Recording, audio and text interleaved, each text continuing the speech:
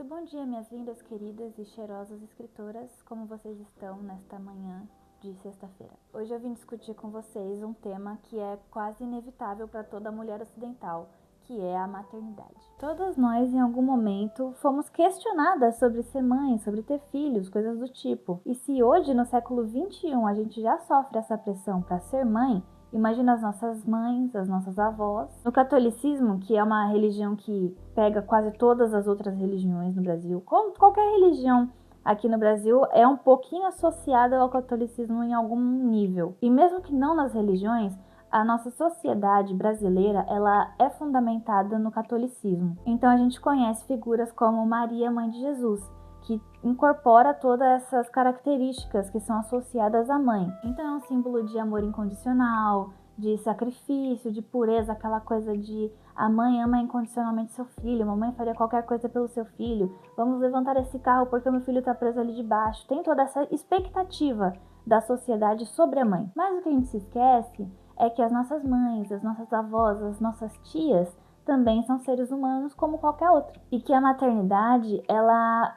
pode sim, e na maioria das vezes vem com esse amor incondicional, mas muitas vezes ela também pode vir carregada de raiva, de culpa, de ressentimento. E esses sentimentos muitas vezes podem ser direcionados até à própria criança, até ao próprio filho dessa mãe. E aí pode ter quem diga, se uma mãe sente isso pelo filho, então ela não é uma mãe de verdade, ela não é uma boa mãe. Mas toda mãe é um ser humano. E os seres humanos são complexos, a gente tem camadas de complexidade, camadas de sentimentos, camadas de vivências. E de verdade, cada mãe sabe o que ela sente, cada mãe sabe o que ela pensa. Então a gente não pode generalizar. E é muito difícil de ter espaços onde esse tipo de sentimento pode ser discutido, pode ser revelado, pode ser conversado. E é aí que a nossa querida literatura entra em cena. Esse tipo de discussão é muito incomum, mas ela existe, é uma questão real. Eu tô trazendo esse vídeo porque recentemente eu reli um conto muito bom da Lígia Fagundes Telles,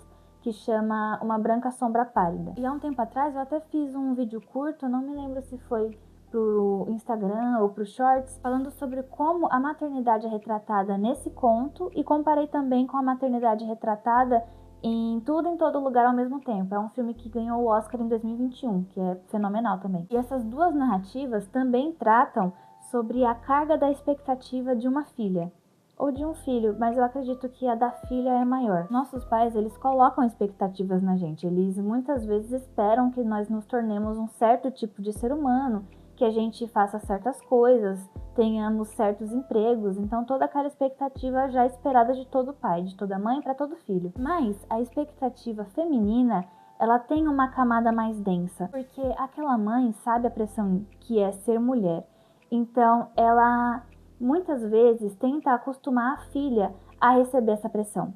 Ou então ela projeta mesmo inseguranças que ela teve na filha. Então a gente vive numa sociedade em que, por exemplo, mulheres aprendem a cozinhar, a limpar, a cuidar da casa muito cedo. A gente ganha brinquedos de panelinha, aquela com a Brinque, que era uma pia de lavar louça. E não é uma maldade. Muitas vezes as mães dão esses presentes para as filhas, pensando que se elas forem mulheres ideais, de acordo com a sociedade, elas podem se dar melhor na vida, podem se dar melhor nessa sociedade. Então eu, por exemplo, sei cozinhar desde os 12 anos de idade. O meu namorado mal sabe fazer um arroz sozinho. Então aqui a gente fala, obviamente, sobre a pressão da filha. Mas, mais profundamente ainda, a gente precisa discutir os sentimentos mais obscuros de uma mãe. A literatura, mais do que qualquer outra arte, ela se infiltra em camadas muito profundas da condição humana, do ser humano. Tem muitos escritores que usam psicanálise, tem muitos escritores que usam teorias de outras áreas para compor a sua literatura, e isso torna ela toda muito rica. E a gente pegando obras para analisar mais a fundo, assim, para buscar esse tipo de interpretação, a gente consegue tornar visível coisas que não se discute muito na sociedade. Essa é uma delas. Os nossos primeiros lutos são vinculados às nossas mães. O primeiro luto que a gente sofre na vida é o nascimento. Então a gente conhecia uma certa condição ali dentro do útero e quando a gente nasce, essa condição não existe mais, a gente nunca mais vai encontrar essa condição. Então a gente passa por um primeiro luto saindo do útero. E ainda bebezinhos, a gente não entende muita coisa. O bebê não sabe diferenciar uma pessoa de outra pessoa. Então ele só entende o que ele mesmo passa. Então a gente interpreta as nossas mães, isso claro numa criação mais tradicional, onde a mãe biológica fica com seu bebê. A gente entende a nossa mãe como sentimentos, por exemplo, de amamentação. A gente entende ela como a satisfação de estar sendo alimentado. E a gente também entende a sensação da falta do alimento. E com o tempo a gente vai aprendendo a distinguir as coisas. Então, com o tempo, a gente percebe que a mãe é uma pessoa separada. Aí já temos uma outra separação que pode ser interpretada também como um outro luto. E a gente entende que a sensação de satisfação da alimentação, da amamentação, vem da mesma pessoa que, quando está ausente, nos provoca a frustração de falta de coisas. Então, a gente associa sentimentos bons e sentimentos ruins à nossa mãe logo de cara, logo na amamentação. Então, aqui a gente já entende que o amor materno ele é uma coisa que, ao mesmo tempo que acolhe, que satisfaz, que faz bem, que ama, ao mesmo tempo ele pode ferir. E é claro que a gente também pode aprender a elaborar esses sentimentos e amar de verdade de forma realista, com as frustrações e tudo mais, e imperfeições, porque todos somos imperfeitos. E é claro que para um bebê isso é difícil de elaborar, mas a gente continua amando a nossa mãe, mesmo sabendo que a frustração também vem dela. Nesse conto da Lígia, ela apresenta pra gente a mãe da Gina, é a narradora do conto. Ela não tem nome, então ela é a mãe da Gina. O que pode ser interpretado como um luto que a mãe sente em relação ao filho também, né? Morre a mulher completa e nasce a mãe. Então é como se fosse um luto a partir dessa nova fase da vida, porque a partir daí a gente pode ser majoritariamente interpretada só como mãe. Você não é mais uma mulher completa, você é uma mãe de alguma coisa, então você depende do seu filho para ter a sua identidade completa. Tem muitas histórias de mulheres feridas por conta dessa perspectiva. Você anula a identidade de uma mulher a partir do momento que ela é mãe. E isso pode ser um luto associado ao filho, como se o filho tivesse matado a mulher completa e agora ela é a mãe, uma extensão da criança. Muito bem, então a mãe da Gina nos conta o que aconteceu com a Gina a partir do túmulo dela. Então ela tá ali sentada no túmulo da Gina, contando o que acontecia na casa delas. E a Gina tem uma amiga que é mais que amiga, elas se namoram. E a mãe não enxerga esse relacionamento com bons olhos, ela é uma pessoa homofóbica. A mãe da Gina, ela não enxerga a Gina como uma pessoa completa também, enxerga a Gina como uma extensão dela, a gente pode dizer isso. Porque ela o tempo todo tenta controlar a Gina, controla o que ela deveria gostar ou não, o que ela deveria fazer ou não. E enfim, chega uma hora que a mãe da Gina fica tão incomodada com a situação dela, com a Oriana. Gina e Oriana são as namoradas. A mãe da Gina fica tão incomodada com a situação das duas que ela propõe um ultimato. Ou ela ou eu, você decide. A Gina fica desesperada, ela pede por favor para a mãe dela não fazer isso, abraça a mãe dela, chora, e a mãe dela fica parada, fria, sem dizer nada, e vai dormir. E aí no outro dia ela encontra só o corpo da Gina, que não aguentou a pressão de ter que escolher entre a mãe e a namorada e escolheu uma terceira via. É interessante a gente enxergar esse conto através de uma lente de questionar o amor da mãe da Gina por ela. A gente entende que ela pode sim amar a Gina, mas ela não consegue amar sem destruir. Então é um laço onde amar e ferir é inseparável, não dá para separar as duas coisas.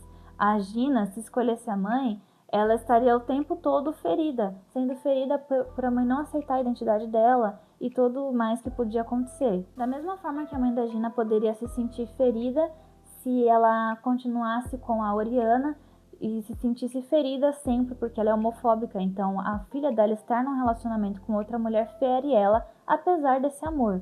Claro que a decisão final fere as duas. A Gina acabou com a própria vida e a mãe dela sentiu a ferida do luto. Então são coisas inseparáveis, o amor e a ferida. E só o fato de a mãe da Gina propor esse ultimato já é uma crueldade, já é fazer a filha escolher entre dois amores que não deviam estar sendo concorrentes. E fazer isso com a própria filha mostra uma maternidade que a gente pode chamar de desnaturada, no sentido de não seguir a ordem natural das coisas. Porque a gente sabe que, historicamente, a mulher, ela é muitas vezes definida pela biologia. Pelo fato de termos útero, ou se esperar que tenhamos um útero, nós somos definidas pela capacidade de ser mãe, de gerar filhos. Então, é natural que sejamos mães, certo? Então, toda mulher, teoricamente, teria esse sentimento natural, esse instinto maternal, uma coisa que vai muito além de nós mesmas. E é muito interessante quando se explora o não instinto maternal, quando a gente quebra com essa expectativa. Porque, né, é meio baboseira que você nasça